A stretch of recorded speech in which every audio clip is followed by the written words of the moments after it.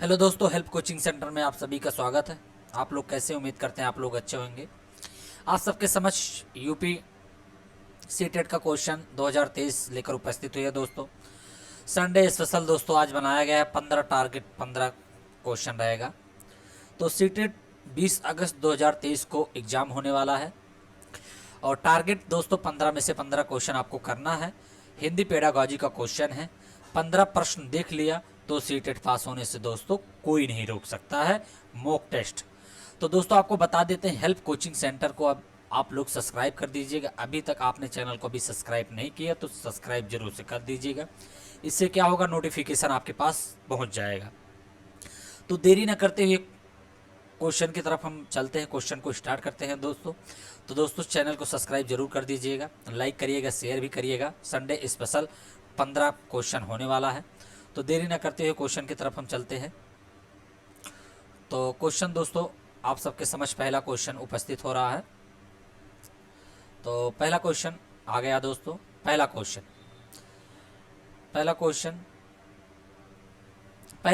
है, भाषा सीखने की कौन सी विधि भाषा को मध्यस्थ बनाए बिना दूसरी भाषा को सीखने में सहायता होती है। दोस्तों कह रहा है, भाषा सीखने की कौन सी विधि मात्र भाषा को मध्यस्थ बनाए बिना दूसरी भाषा को सीखने में सहायता होती है। दोस्तों कौन सा ऑप्शन सही होगा? पहला अनुवाद विधि, दूसरा है द्विभाषी विधि, तीसरा अप्रत्यक्ष विधि और चौथा है दोस्तों अप्रत्यक्ष विधि और प्रत्यक्ष विधि। दोस्तों बताइए इसमें से कौन सा ऑप्शन सही होगा? चलिए हम बता देते हैं दोस्तों, ना तो पहला होगा अनुवाद विधि, ना तो द्विभाषिक विधि होता है, ना तो आपका अप्रत्यक्ष विधि होगा। आपको बता देते प्रत्यक्ष विधि दोस्तों, यही आपका पॉजिटिव ऑप्शन है दोस्तों, ये पॉजिटिव है। क्वेश्चन को पहले एक बार फिर से पढ़ लेते हैं। क्वेश्चन में कहा जा रहा, भाषा सीखने की कौन सी विधि मात्र भाषा को मध्यस्थ बनाए बिना दूसरी भाषा को सीखने में सहायता होती है? प्रत्यक्ष विधि होता है दोस्तों, सबसे बेस्ट ऑप्शन चौथा है दोस्तों। तो चौथा ऑप्शन सही है। नेक्स्ट क्वेश्चन की तरफ चलते हैं। नेक्स्ट क्वेश्चन दूसरा भी आईएमपी क्वेश्चन है। दूसरा क्वेश्चन है, भाषा शिक्षण में खेल का सर्वाधिक महत्वपूर्ण स्थान है क्योंकि क्या? आगे क्वेश्चन को पढ़ते हैं, ऑप्शन को। भाषा शिक्षण को कम श्रम करना पड़ता है। क्वेश्चन कहा गया, क्वेश्चन में कहा जा रहा है भाषा शिक्षण में खेल का सर्वाधिक महत्वपूर्ण स्थान है क्योंकि भाषा शिक्षण को कम श्रम करना पड़ता है। ऐसी कोई बात नहीं दोस्तों, निगेटिव ऑप्शन है। ऐसा नहीं है कि भाषा शिक्षण को कम श्रम करना पड़ता भाषा खेल विधि में। दूसरा, खेल भाषा को विस्तार देता है। ये भी बात सही है, ये भी बात सही हो सकता है, लेकिन आगे हम देखते हैं। खेल में आनंद आता है दोस्तों, खेल तो आनंद आता है लेकिन सर्वश्रेष्ठ हमको बताना है। और खेल में शारीरिक विकास होता है। दोस्तों तीनों सही है, तीनों सही, लेकिन सबसे बेस्ट आपका ऑप्शन सर्वश्रेष्ठ बताना है कि खेल भाषा को विस्तार देता है। ये बात सही है दोस्तों, खेल जो होता है भाषा को विस्तार देता है और खेल के माध्यम से भाषा अस्थायी बना रहता है। दोस्तों याद रखिएगा, शिक्षण भाषा में खेल का सर्वाधिक महत्वपूर्ण स्थान होता है। खेल भाषा को विस्तार देता है क्योंकि बच्चा जब मैदान में जाके खेलता है तो अनेक प्रकार से अनेक प्रकार भाषा नहीं कह सकते दोस्तों, कि भाषा को सीखता है, समाज में रहकर भाषा को सीखता है। दोस्तों सबसे सर्वश्रेष्ठ विधि दोस्तों खेल भाषा को विस्तार देना है। तो आपका दूसरा ऑप्शन दोस्तों सही होगा। नेक्स्ट तीसरा नहीं होगा, चौथा नहीं होगा, आपका दूसरा ऑप्शन सही होगा। नेक्स्ट क्वेश्चन की तरफ चलते हैं। नेक्स्ट क्वेश्चन तीसरा आईएमपी क्वेश्चन दोस्तों ये भी है। क्वेश्चन है, पाठ के अंत में अभ्यास और गतिविधियों का उद्देश्य ... नहीं है। आपको क्या बताना है? निगेटिव ऑप्शन को बताना है, क्योंकि क्वेश्चन में पूछा ही गया है कि निगेटिव क्या नहीं है। पाठ के अंत में अभ्यास और गतिविधि दोस्तों क्वेश्चन में कहा जा रहा है कि पाठ के अंत पढ़ने के बाद, ठीक है, अभ्यास और गतिविधि का उद्देश्य क्या नहीं होना चाहिए? तो पहला ऑप्शन है भाषा का विस्तार, हो भी सकता है दोस्तों। अगला देखते हैं, सृजनात्मकता का विकास होता है। अभ्यास और गतिविधि से क्या होता है? पाठ के अंत में, मतलब बच्चे को पाठ पढ़ा दिया गया, उसके बाद क्या, बच्चे को पाठ पढ़ा दिया गया, अब उसका अभ्यास कराना है, गतिविधि कराना है।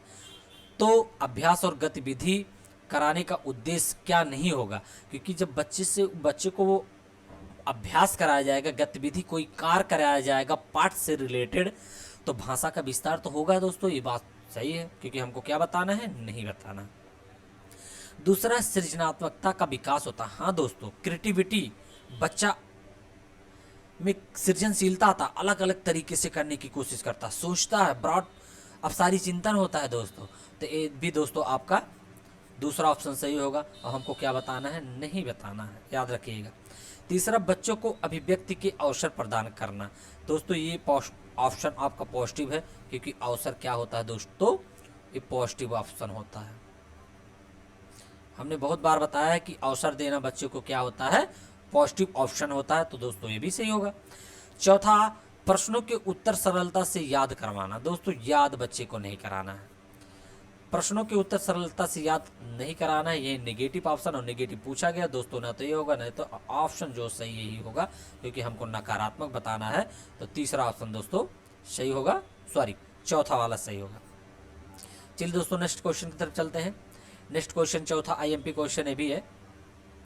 क्वेश्चन है पठन पाठन के अंत में ऐसा अभ्यास और गतिविधियां हो जो सरल भाषा वाले हो, बच्चों को स्वयं कुछ करने और सीखने का अवसर प्रदान करे, केवल पाठ से ही संबंधित हो। दोस्तों आपको बताया गया है, जहाँ पे आपका केवल ऑप्शन आता है, केवल क्योंकि निगेटिव ऑप्शन होता है, कट जाएगा। पाठ पर बिल्कुल आधारित ना हो, ऐसा हो ही नहीं सकता कि पाठ पर बिल्कुल आधारित ना हो। तो दोस्तों आपको पता है सरल भाषा वाले, ऐसी कोई बात नहीं कि यहाँ सरल है यहाँ कठिन है। बच्चे को ऐसा नहीं कहना है कि ये पाठ सरल है ये पाठ कठिन है, क्योंकि बाल केंद्रीय शिक्षा है, एनसीएफ 2005 इनका विरोध भी करता है दोस्तों, याद रखिएगा। तो दोस्तों आपको ऑप्शन जो है दूसरा सही होगा, बच्चों को स्वयं कुछ करने और सीखने का अवसर देना चाहिए, क्योंकि अवसर आपका दोस्तों क्या होता है, पॉजिटिव ऑप्शन होता है, पॉजिटिव ऑप्शन होता है, याद रखिएगा। तो बच्चों को अवसर देना स्वयं करने का, स्वयं मतलब खोज कर विधि से, स्वयं जब बच्चा करेगा तो बहुत बेहतरीन सीखेगा, और जो सीखता है दोस्तों वो अस्थाई होता है, याद रखिएगा, वो अस्थाई हमेशा के लिए फीड हो जाता है। तो आपका दूसरा ऑप्शन सही होगा। नेक्स्ट क्वेश्चन की तरफ चलते हैं। नेक्स्ट क्वेश्चन आप सबके समझ पांचवा क्वेश्चन आईएमपी क्वेश्चन दोस्तों ये भी है। पांचवा क्वेश्चन, भाषा की कक्षा में भाषाई खेलों का आयोजन मुख्यतः किस पर है। भाषा सीखने की प्रक्रिया में स्वाभाविकता लाता है, आकलन का काम करता है, रोचकता और जोश लाता है, अध्यापक के काम को सरल बनाता है। दोस्तों आपको बताया गया कि क्योंकि अध्यापक के काम को सरल मत बनाइए, क्योंकि अध्यापक अगर आराम करेगा, क्योंकि बाल केंद्रित शिक्षा है दोस्तों, शिक्षक केंद्रित शिक्षा नहीं है। बाल केंद्रित शिक्षा होता, बालक को केंद्र में रखकर शिक्षा देना ही बाल केंद्रित शिक्षा कहलाता है।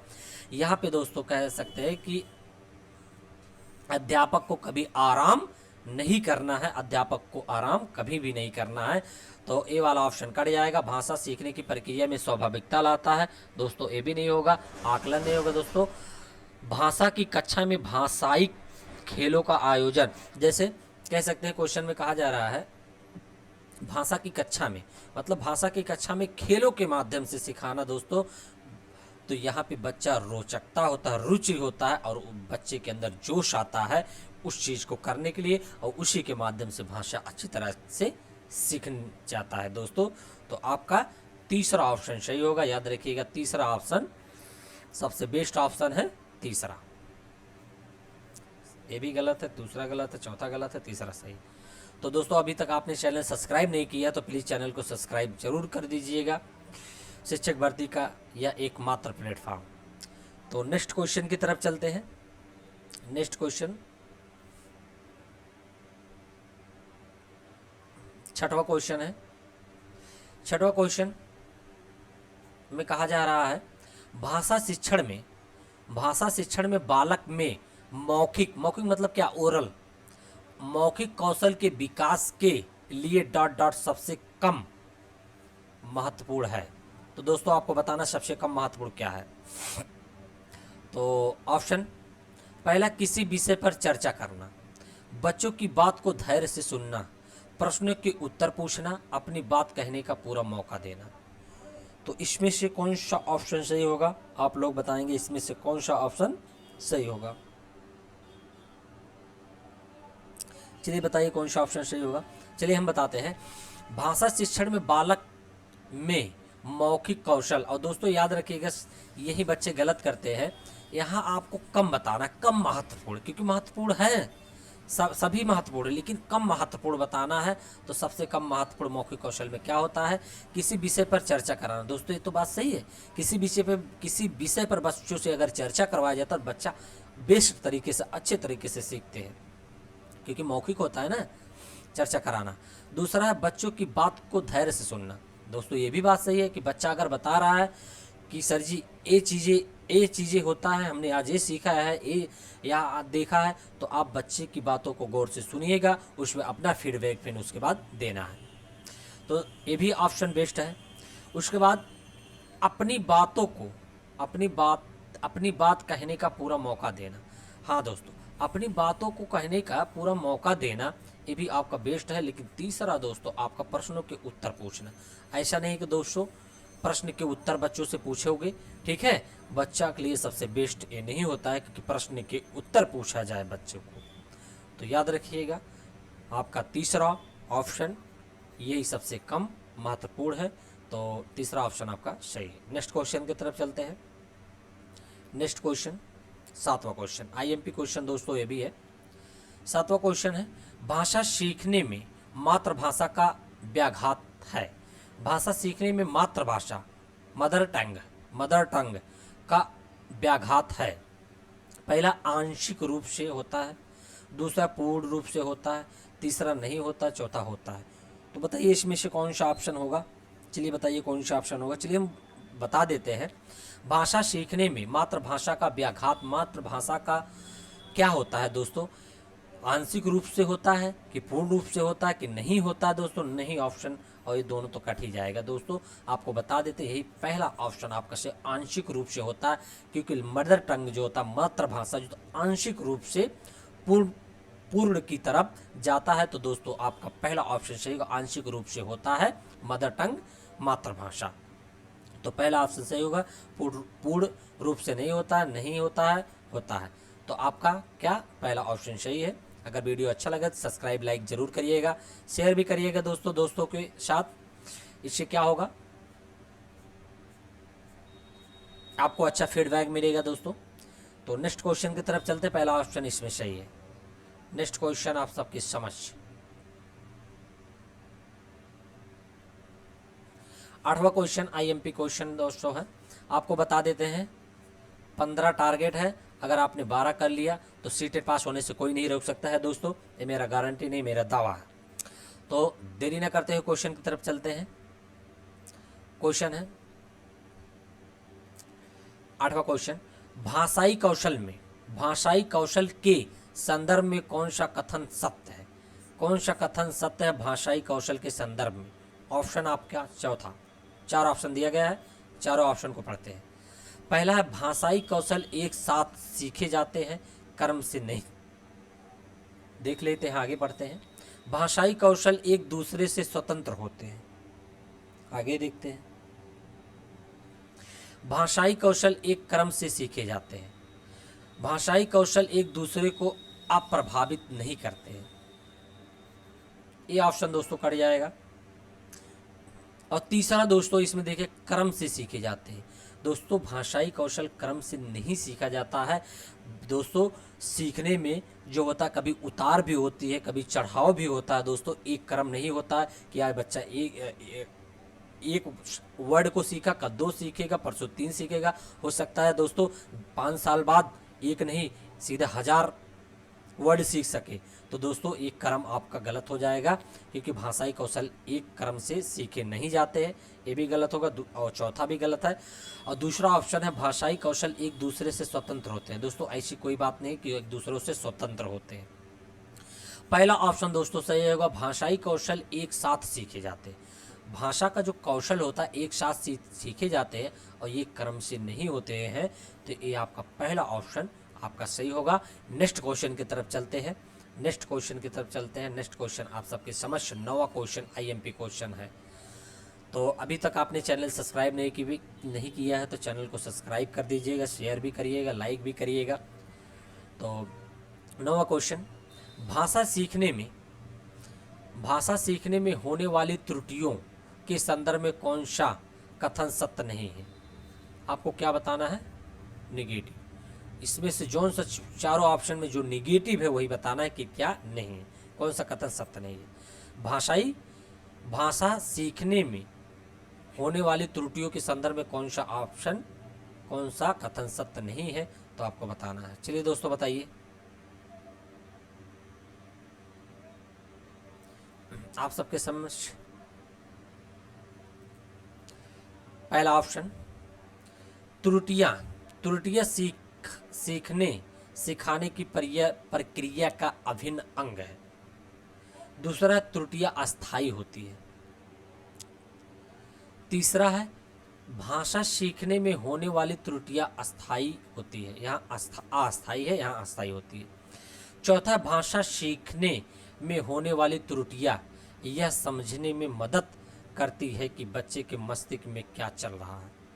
तो दोस्तों आपको क्या बताना है? निगेटिव बताना है, नकारात्मक ऑप्शन। तो आपको बता दें, त्रुटियां सिखाने की प्रक्रिया का अभिन्न अंग होता है। दोस्तों आपका ऑप्शन सही है, क्योंकि अभिन्न अंग होता है दोस्तों। त्रुटियां ही अधिगम का हिस्सा होता है, बताया गया है ना, त्रुटि ही अधिगम का हिस्सा होता है। जब तक बच्चा गलती नहीं करेगा तब तक कुछ सीख नहीं पाता। कहते हैं ना कि जब आप पढ़ोगे तभी तो फंसोगे, तभी तो आपका बचेगा क्वेश्चन। तो त्रुटि ही अधिगम का हिस्सा होता है। तो ये भी ऑप्शन आपका सही है। तो ये नहीं होगा क्योंकि हमको नॉट बताना है, निगेटिव बताना है। दूसरा, त्रुटियां अस्थायी होती है। ये बात सही है दोस्तों, अस्थायी होती है, ऐसा नहीं अस्थायी होता, अस्थायी होती, ये भी बात सही है। याद रखिएगा दोस्तों, त्रुटियां क्या होता? अस्थायी होता। पूछ लिया जाए कभी त्रुटियां अस्थायी होता कि अस्थायी? त्रुटियां अस्थायी होता है। तो याद रखिएगा, त्रुटियां अस्थायी होता है। तीसरा ऑप्शन दोस्तों, भाषा सीखने में होने वाली त्रुटियां अस्थायी होती है। ऐसी कोई बात नहीं दोस्तों कि त्रुटियां अस्थायी होती, यही निगेटिव ऑप्शन है। ये तीसरा आपका सही होगा, ये भी कट जाएगा, ये भी कट जाएगा। चौथा देख ले, भाषा सीखने में होने वाली त्रुटियां यह समझने में मदद करती है। ये बात यहाँ तक तो सही है। भाषाई सीखने मतलब भाषा सीखने में होने वाली त्रुटियां जो बच्चा गलती करता है यह समझने में मदद करती है। बात सही है, समझने में मदद करती है कि बच्चे के मस्तिष्क में क्या चल रहा है। ये बात सही है, एकदम पॉजिटिव ऑप्शन है। तो हमको क्या बताना है दोस्तों? निगेटिव ऑप्शन को बताना है। इसीलिए आपका तीसरा ऑप्शन गलत हो जाए, क्योंकि त्रुटियां अस्थायी नहीं होती दोस्तों, अस्थायी होती है। याद रखिएगा। नेक्स्ट क्वेश्चन की तरफ चलते हैं। नेक्स्ट क्वेश्चन आप सबके समझ 10वां क्वेश्चन 15 क्वेश्चन दोस्तों है। आपको बताना है कि कौन सा ऑप्शन सही होगा, कौन सा। और आप लोग कमेंट में जरूर बताइएगा दोस्तों 15 में से कितना आपने सही किया है, कमेंट में जरूर बताइएगा। चलिए दोस्तों क्वेश्चन की तरफ चलते हैं। क्वेश्चन पढ़ते हैं। पहले क्वेश्चन क्या है? क्वेश्चन 10वां क्वेश्चन है। क्वेश्चन है, पहली कक्षा मतलब फर्स्ट क्लास की, पहली कक्षा की भाषा अध्यापिका अपने एक विद्यार्थी के भाषाई विकास के संबंध में चिंतित है। क्यों चिंतित है? पहली कक्षा की एक अध्यापिका है जो बच्चे के भाषाई विकास से बहुत चिंतित है। तो क्या कौन सा ऑप्शन दोस्तों सही होगा? ऑप्शन को पहले हम पढ़ते हैं। पहला ऑप्शन है, विद्यार्थी पठन पाठन में रुचि प्रदर्शित नहीं करता है। तो क्या ये सही होगा? विद्यार्थी पठन पाठन में रुचि प्रदर्शित नहीं करता है। आगे देखते हैं। दूसरा, विद्यार्थी को घर पर बात करने के बहुत कम अवसर मिलते हैं। विद्यार्थी के माता और पिता की मातृभाषा अलग अलग है। विद्यार्थी अपने साथियों से बहुत झगड़ता है। तो दोस्तों ऐसी बात नहीं, विद्यार्थी अपने ठीक है दोस्तों से बहुत झगड़ा करता है, तो ऐसी बात नहीं है, ये आपका निगेटिव माना जाएगा। उसके बाद विद्यार्थी के माता पिता और मातृभाषा अलग है। दोस्तों ऐसा भी हम नहीं कह सकते हैं। विद्यार्थी पठन पाठन में रुचि प्रदर्शित नहीं करता है। रुचि प्रदर्शित तो दोस्तों करता है, ऐसा नहीं कर सकते, कह सकते हैं कि बच्चा पढ़ नहीं रहा, बच्चे को रुचि नहीं है। ये निगेटिव ऑप्शन माने जाते हैं दोस्तों, एनसीएफ 2005 विरोध करता है। और आपका दोस्तों अगर 3 ऑप्शन सही है तो दूसरा वाला तो 100% सही होगा। विद्यार्थी को घर पर बात करने के बहुत कम अवसर मिलते हैं, यही ऑप्शन आपका दोस्तों सबसे बेस्ट होगा। ठीक है, विद्यार्थी को घर पर बात करने के बहुत कम अवसर मिलते हैं, इसीलिए बच्चा जो है, ठीक है, अच्छे से भाषा को अर्जित नहीं कर पाता है। इसीलिए क्या अध्यापिका बहुत चिंतित रहती, क्योंकि वाइगोस्की ने कहा है कि बच्चा जो है भाषा समाज में रहकर सीखता है, परिवार में रहकर सीखता है। याद रखिएगा, पहला पाठशाला क्या होता है दोस्तों? परिवार, यो मित्र होते हैं, पास पड़ोस होते हैं। ठीक है, तो याद रखिएगा, बच्चे को अगर अवसर नहीं दिया जाएगा, ठीक है, बात करने का, बोलने का घर में, तो वह अच्छी तरीके से भाषा को नहीं सीख पाएगा। और दोस्तों आपको बता देते हैं, जहाँ पे अवसर होता है ये पॉजिटिव ऑप्शन माना जाता है, इसको याद रखिएगा, पॉजिटिव ऑप्शन माना जाता है। तो दूसरा आपका सही होगा, दूसरा ऑप्शन सही होगा। नेक्स्ट क्वेश्चन की तरफ चलते हैं। नेक्स्ट क्वेश्चन आप सबके समझ, 11वां क्वेश्चन दोस्तों आप सबके समझ आईएमपी क्वेश्चन दोस्तों ये भी है। दोस्तों चैनल को सब्सक्राइब जरूर से जरूर कर दीजिएगा। हेल्प कोचिंग सेंटर शिक्षक भर्ती का मात्र प्लेटफॉर्म। 11वां क्वेश्चन, एक प्राथमिक शिक्षक के रूप में आप सतत और व्यापक आकलन करते समय किसे सर्वोपरि मानते हैं? पहला है कठिन शब्दों का श्रुत लेख। दोस्तों कठिन शब्द बच्चे को दे दिया जाएगा, दोबारा पढ़ने ही नहीं आएगा। याद रखिएगा, कठिन, और कठिन आपको दोस्तों बता देते हैं ये क्या होता है, नेगेटिव ऑप्शन होता है। नेगेटिव ऑप्शन होता है, याद रखिएगा, जहां कठिन है वो कट जाएगा। लिखित प्रश्न पत्र, लिखित प्रश्न पत्र ऐसा नहीं कि बच्चे को लिखाओ, प्राथमिक कक्षा। और दोस्तों एक चीज सबसे प्लस पॉइंट देखो, याद रखिएगा दोस्तों, यहाँ पे बहुत ही प्लस पॉइंट दिया गया है। यहाँ पे एक प्राथमिक शिक्षक, प्राथमिक मतलब 1 से 5 तक का बच्चा कठिन याद कर पाएगा, क्योंकि बच्चा अभी तो स्कूल जाना शुरू किया है दोस्तों। बच्चा स्कूल जाना शुरू किया, बच्चा 1 से 5 तक बच्चा क्या सीख लेगा? कठिन शब्दों को श्रुत लेख सीख लेगा, लिखित प्रश्न पत्र सीख लेगा? नहीं दोस्तों, एक कट जाएगा, एक कट जाएगा। और तीसरा दोस्तों, पाठ से देखकर, मतलब पाठ से देखकर सुलेख लिखना। दोस्तों ऐसा भी नहीं है, सुलेख नहीं लिख पाएगा पाठ से देखकर। और चौथा ऑप्शन दोस्तों सही होगा, अगर 3 गलत हो तो चौथा सही होगा। चौथे को पढ़ते हैं, लेकिन बच्चे द्वारा विभिन्न संदर्भों में भाषा प्रयोग की क्षमता। और दोस्तों प्रयोग करना सबसे बेस्ट विधि माना जाता है। दोस्तों याद रखिए, बच्चों को प्रयोग कराइए।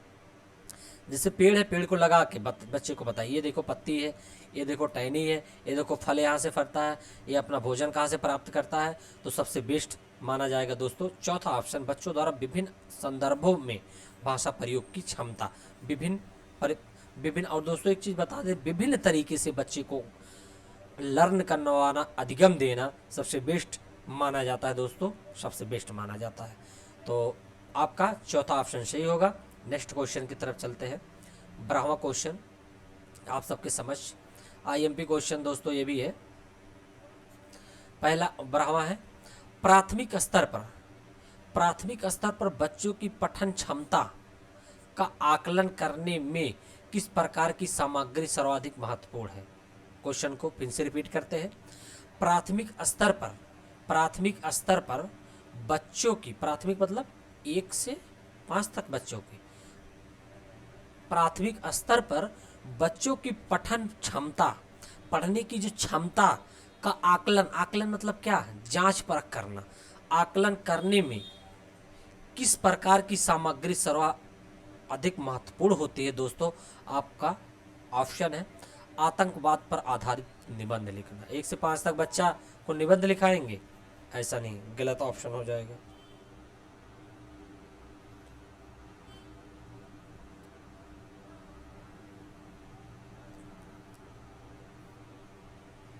उसके बाद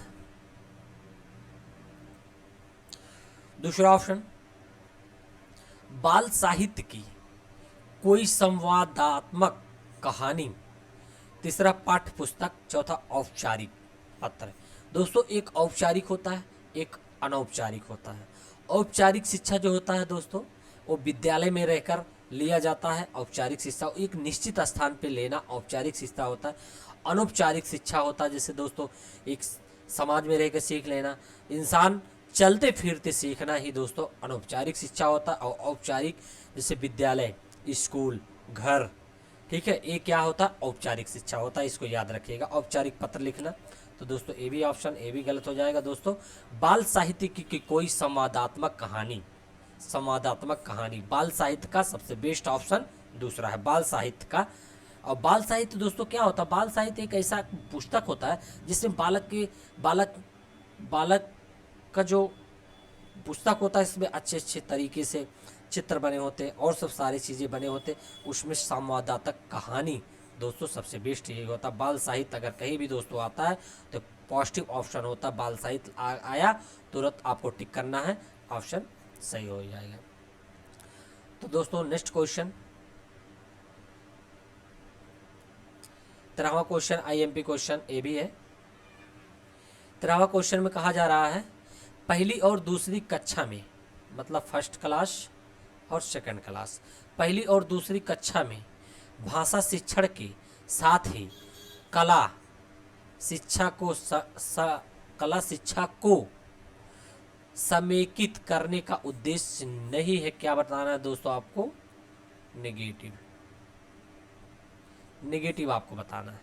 तो पहला ऑप्शन है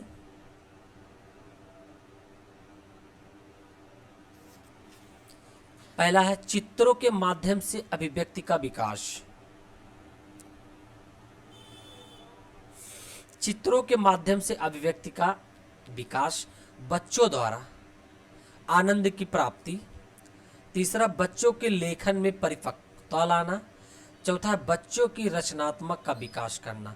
तो पहली और दूसरी कक्षा में भाषा शिक्षण के साथ ही कला शिक्षा को सम्मिलित करने का उद्देश्य नहीं है दोस्तों, क्या नहीं है, तो आपका निगेटिव बताना। दोस्तों यहीं पे गलती बहुत ज़्यादा होती है, याद रखिएगा यहीं पे बहुत ज़्यादा गलती होती है, क्योंकि हमको निगेटिव बताना है, यहाँ पे सबसे कम उद्देश्य वाला बताना है।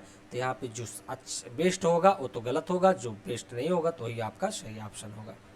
तो चित्रों के माध्यम से अभिव्यक्ति का विकास, ये तो बात सही है। बच्चे को अगर चित्र दिखाया जाए, अभिव्यक्ति उनकी प्रेरणा पूछा जाए कि बच्चा क्या सीखा, सबसे बेस्ट विधि है, सबसे बेस्ट है।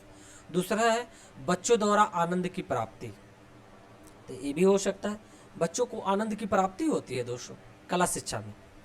तीसरा बच्चों के लेखन में परिपक्वता और बच्चों की रचनात्मक का विकास। हाँ दोस्तों रचनात्मक विकास होता है दोस्तों, रचनात्मक सोच आती है, ठीक है, और रचनात्मक सोच सबसे बेस्ट सोच भी मानी जाती है, जिसमें बच्चा अपने विवेक से काम करता है, अपनी बुद्धि से काम करता है। तो आपका ये आपका पॉजिटिव है, ये पॉजिटिव है।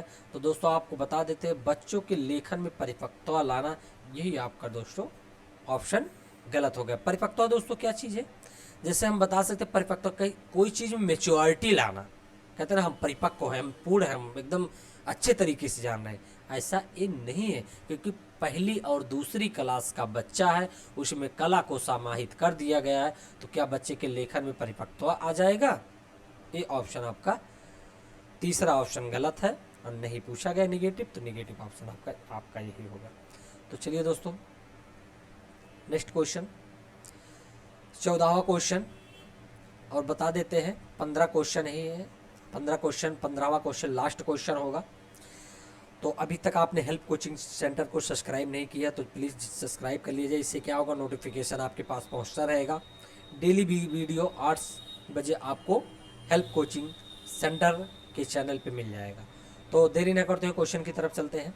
क्वेश्चन है प्राथमिक स्तर पर, मतलब 1 से 5 तक बच्चा, प्राथमिक स्तर पर बच्चों की घर की भाषा को, मतलब घर की भाषा को अपनी कक्षा में स्थान देना जरूरी है, क्योंकि घर की भाषा सरल होती है, सरल नहीं। जहाँ सरल कठिन की बात होता है दोस्तों वहाँ पे नेगेटिव ऑप्शन होगा, याद रखिएगा। जहाँ अगर सरल और कठिन की बात किया जाए तो वहाँ पे ऑप्शन क्या होता है, नेगेटिव होगा, याद रखिएगा, नेगेटिव ऑप्शन तुरंत हो जाएगा। दूसरा है बच्चों ने कभी पूर्णता नहीं सीखी। ये क्या बात है दोस्तों, बच्चों ने कभी पूर्णता नहीं सीखा, ये गलत हो जाएगा, गलत हो जाएगा, क्योंकि आपका पहला ऑप्शन गलत हो गया, दूसरा गलत हो गया। तीसरा बच्चों की भाषाई पूंजी है, बच्चे की भाषाई पूंजी है, भाषाई पूंजी है। आगे देखते हैं। मानक स्वरूप लिए होती है, मानक जो है मानक स्वरूप लिए होती है। दोस्तों ये भी ऑप्शन आपका गलत, यही होगा दोस्तों आपका बेस्ट। प्राथमिक स्तर पर बच्चों की भाषा की, क्वेश्चन क्या आ रहा है, प्राथमिक स्तर पर बच्चों की घर की भाषा को अपनी कक्षा में स्थान देना जरूरी है, क्योंकि घर की भाषा बच्चे की भाषाई पूंजी होती है, तो यूँ कह सकते हैं जमा पूंजी होती है।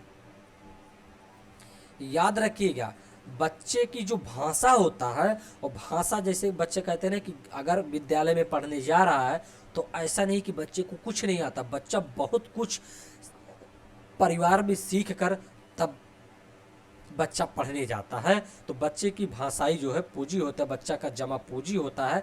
घर का जो भाषा होता है बच्चे का बैंक बैलेंस, जैसे कह सकते हैं बैंक बैलेंस होता है, जमा पूंजी होता है दोस्तों। तो आपका सबसे बेस्ट ऑप्शन दोस्तों तीसरा वाला एकदम सही हो जाएगा। तो नेक्स्ट क्वेश्चन की तरफ चलते हैं। 15वां क्वेश्चन लास्ट क्वेश्चन है, लास्ट क्वेश्चन।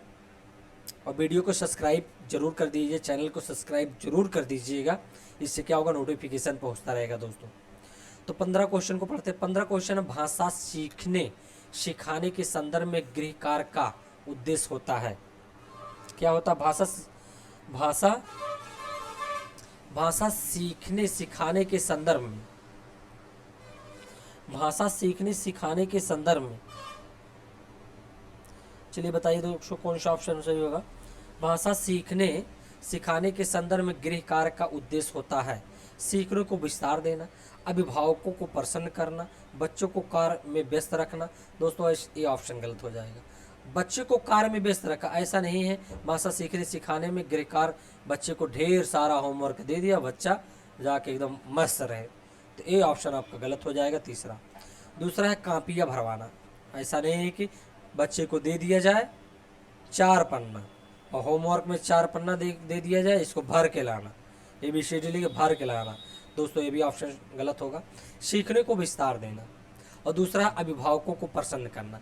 दोस्तों ऐसा नहीं है कि भाषा सीखने सिखाने के संदर्भ में गृह कार्य का उद्देश्य होता है अभिभावक को प्रसन्न करना। दोस्तों अभिभावक से कोई मतलब ही नहीं होता है, क्योंकि हमारा एनसीएफ बाल केंद्रित शिक्षा पर आधारित है। बालक को केंद्र में रखकर शिक्षा देना ही बाल केंद्रित शिक्षा कहलाता है। तो दोस्तों आपका पहला ऑप्शन सही होगा, सीखने को विस्तार देना। दोस्तों अगर होमवर्क गृह कार्य दिया जा रहा है, बच्चे के सीखने में विस्तृत करना, विस्तार देना ही ठीक है उसका उद्देश्य होता है। तो आपका पहला ऑप्शन दोस्तों सही होगा, पहला ऑप्शन सही होगा। तो और लास्ट क्वेश्चन है, तो आपको बता देते हैं अभी तक आपने कितना क्वेश्चन किया। अगर आपने 11 से 12 क्वेश्चन अगर आपने सही किया तो सीटेट पास होने से कोई नहीं रोक सकता है दोस्तों, कोई नहीं रोक सकता है। तो आई होप कि आपको यह वीडियो अच्छा लगा होगा, अगर अच्छा लगा होगा तो शेयर ज़रूर करिएगा। नेक्स्ट वीडियो में मिलते हैं, तब तक के लिए जय हिंद।